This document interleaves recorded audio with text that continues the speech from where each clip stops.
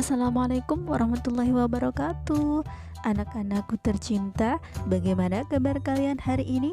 Semoga kita semua senantiasa diberikan kesehatan dan kemudahan oleh Allah Subhanahu wa taala. Sebelum pembelajaran dimulai, marilah kita berdoa terlebih dahulu. Pada pertemuan kali ini kita akan membahas materi kelas 4 tema 8 daerah tempat tinggalku, subtema 2 keunikan daerah tempat tinggalku, pembelajaran 3. Badut adalah jenis pekerjaan yang menghasilkan jasa. Pekerjaan sebagai badut banyak kita jumpai di kota. Apa contoh pekerjaan lain yang saling berkaitan dalam suatu kegiatan ekonomi? Ayo kita cari tahu. Amati gambar-gambar berikut ini. Gambar-gambar tersebut menunjukkan kegiatan produksi buku, distribusi buku, dan konsumsi buku. Ingatkah kalian kegiatan ekonomi? Kegiatan ekonomi terdiri atas produksi, distribusi, dan konsumsi. Produksi merupakan kegiatan menghasilkan barang maupun jasa atau kegiatan menambah nilai kegunaan atau manfaat suatu barang. Orang yang melakukan kegiatan produksi disebut dengan produsen. Sedangkan distribusi adalah kegiatan ekonomi yang menyalurkan produk dari produsen ke konsumen. Adapun yang dimaksud dengan distributor adalah pelaku distribusi atau orang yang menyalurkan produk dari produsen ke konsumen. Kegiatan ekonomi yang terakhir adalah konsumsi. Konsumsi merupakan kegiatan menggunakan barang dan jasa yang secara langsung akan memenuhi kebutuhan manusia. Sedangkan orang yang melakukan kegiatan konsumsi disebut dengan konsumen. Dalam memproduksi buku, seorang produsen melibatkan banyak pekerja. Di antaranya ada penulis buku, ada yang menata isi buku, ada yang menggambar isi buku, ada yang mencetak, ada yang menjilid, ada yang menata buku dalam kardus, ada sopir yang mengantar ke toko-toko buku, dan lain sebagainya. Nah, sekarang pilih salah satu di antara pekerja yang ada produksi buku. Kemudian cari tahu syarat menjadi pekerja sesuai pilihanmu. Contohnya adalah sebagai berikut. Pekerja menggambar isi buku. Syarat menjadi pekerja menggambar isi buku adalah pandai menggambar, pandai mewarnai, memiliki kreativitas, dan telaten. Nah anak-anak, tahukah kamu kota yang mendapat julukan kota pelajar? Ya, kota dengan julukan kota pelajar adalah Yogyakarta.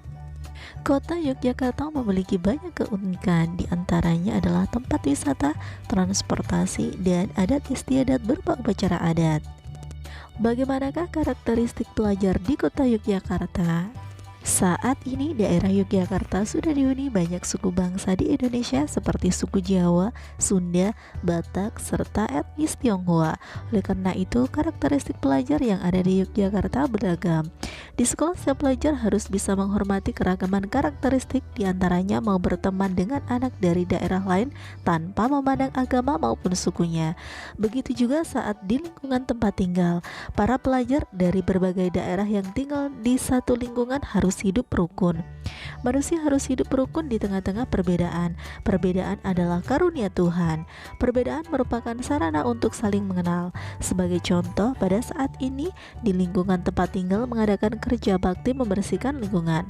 Para pelajar dari berbagai daerah pun ikut serta dalam bekerja bakti. Sekarang amati gambar berikut ini. Gambar tersebut menunjukkan keragaman karakteristik. Mereka sedang melakukan kegiatan berdiskusi. Dalam melakukan diskusi, ada yang mengeluarkan pendapat. Pendapat mereka harus kita hormati dan hargai. Kamu di sekolah mempunyai banyak teman dengan keragamannya. Ada teman dengan ciri fisik berbeda-beda, ada teman berbeda agama, ada juga teman dengan asal daerah tempat tinggal berbeda. Bagaimana kamu menyikapi keragaman karakteristik di sekolahmu? Tuliskan pendapatmu pada kolom komentar ya. Di Yogyakarta juga terdapat Sungai Gajahwong. Sungai ini memiliki cerita legenda. Penduduk Yogyakarta sering menyebut sungai dengan kali. Kali Gajahwong adalah sebuah kali yang terletak di tengah-tengah kota kecamatan Kota Gede. Panjang kali ini tidak lebih dari 20 km. Pada abad ke-17, kali ini merupakan kali yang kecil. Masyarakat di daerah tersebut menyebutnya dengan kalen, yang artinya kali kecil, dan kebetulan airnya pun hanya gemercik mengalir sedikit sekali. Berikut adalah cerita mengenai Kali Gajah Wong. Kali Gajah Wong. Hari itu, Ki Kapawira bersiul riang. Seperti biasa ia akan memandikan gajah milik junjungannya Sultan Agung Raja Kerajaan Mataram. Dengan hati-hati, Ki Kapawira menuntun gajah yang dinamai Kiai Dwi Pangga itu. Mereka berjalan ke sungai yang terletak di dekat keraton Mataram.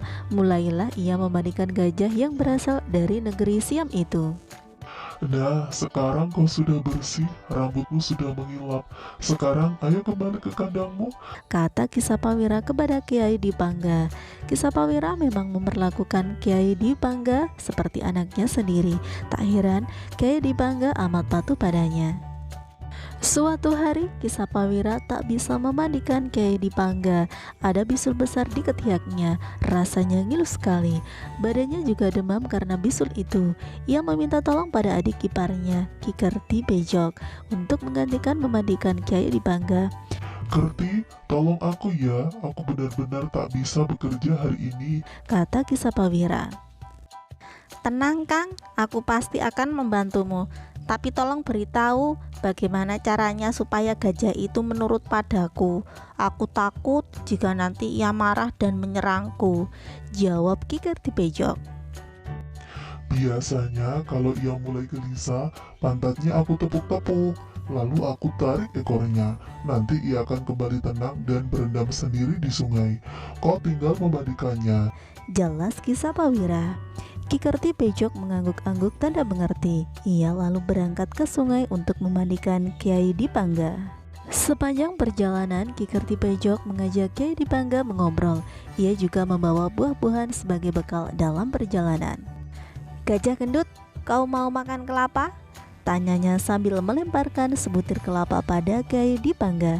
Kiai Dipangga menangkap kelapa itu dengan belalainya. Dengan mudah ia memecah kelapa itu dan memakannya. Sekarang kau sudah kenyang kan? Ayo jalan lagi, kata Ki Kerti Bejok sambil memukul pantat Kiai Dipangga. Sesampainya di sungai, Ki Kerti Bejok melaksanakan tugasnya dengan mudah. Digosoknya seluruh bagian tubuh Kiai Dipangga sampai bersih dan berkilap. Setelah itu mereka pulang ke keraton Mataram. Kang, hari ini aku sudah melaksanakan tugasku dengan baik. Apa besok Kakang masih memerlukan bantuanku? Tanya Ki Kerti Bejok pada Ki Sapawira. jika kau tak keberatan, maukah kau memandikannya sekali lagi? Aku masih demam, sedangkan gajah itu harus dimandikan setiap hari. Jawab Ki Sapawira. baik Kang, aku tidak keberatan. Toh gajah itu sangat penurut, jadi aku tak kesulitan saat memandikannya, kata Ki Kerti Bejok. Terima kasih Kerti, lusa aku pasti sudah sembuh. Kau akan bebas dari tugas ini, kata Ki Sapawira. Keesokan harinya, Ki Kerti Bejok menjemput Kiai Dipangga. Pagi ini hujan turun rintik-rintik, tapi sepertinya tak akan bertambah deras. Di sungai, Ki Kerti Bejok bimbang karena dilihatnya air sungai sedang surut. Wah, airnya dangkal sekali. Mana bisa gajah ini berendam? Aku sendiri saja tidak bisa, apalagi gajah yang besar, pikirnya dalam hati. Gajah gendut, kita cari sungai yang lain saja. Sungai ini dangkal, kau tidak akan bisa berendam di sini. Ki Kerti Bejok menuntun Kiai Dwi Pangga ke hilir sungai.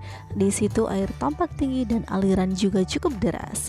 Nah, di sini sepertinya lebih asik. Ayo sana, masuk, berendamlah. Aku akan menggosok punggungmu dengan daun kelapa ini, kata Ki Kerti Bejok sambil memukul pantat Kiai Dwi Pangga. Sambil memandikan Kiai Dwi Pangga, Ki Kerti Bejok berpikir dalam hati. Sebaiknya aku beritahu Kakang untuk memandikan gajahnya di sini. Di sini airnya lebih dalam, arusnya juga cukup deras. Aneh, kok selama ini Kanjeng Sultan Agung tak tahu keberadaan sungai ini ya? Saat ia sibuk berbicara sendiri, tiba-tiba dari arah hulu datanglah banjir bandang yang sangat besar. Banjir itu datang dengan sangat cepat. Ki Kerti Bejok dan Kiai Dwi Pangga bahkan tak menyadarinya. Dalam sekejap mereka terhempas dan terbawa arus. Tolong, tolong, teriak Ki Kerti Bejok. Tapi tak ada yang mendengar. Sungguh menyedihkan nasib Ki Kertibejo dan Kiai Dwi Pangga. Mereka terseret arus dan hanya sampai ke Laut Selatan. Sungguh sangat disayangkan, mereka binasa dalam keganasan banjir bandang itu. Ki Kertibejo tak tahu bahwa selama ini Sultan Agung memang melarang para abdinya memandikan gajah di hilir sungai karena ia tahu bahaya bisa datang sewaktu-waktu di sana. Ki Sapawira berduka, ia sangat sedih karena kehilangan adik ipar dan gajah kesayangannya. Untuk mengenang kejadian itu, Sultan Agung menamakan sungai itu Kali Gajah Wong. Kali berarti sungai, Gajah Wong berarti gajah dan orang. Kali Gajah Wong ini terletak di sebelah timur kota Yogyakarta. Nah, sekarang jawablah pertanyaan berikut berdasarkan teks yang berjudul Kali Gajah Wong. Siapa saja tokoh pada cerita Kali Gajah Wong? Dan adakah tokoh antagonis dan protagonis pada cerita? Siapakah tokoh itu? Selamat mengerjakan, semoga sukses. Nah anak-anak, cukup di sini dulu pembelajaran kita hari ini. Sampai bertemu kembali pada kegiatan pembelajaran berikutnya. Wassalamualaikum warahmatullahi wabarakatuh.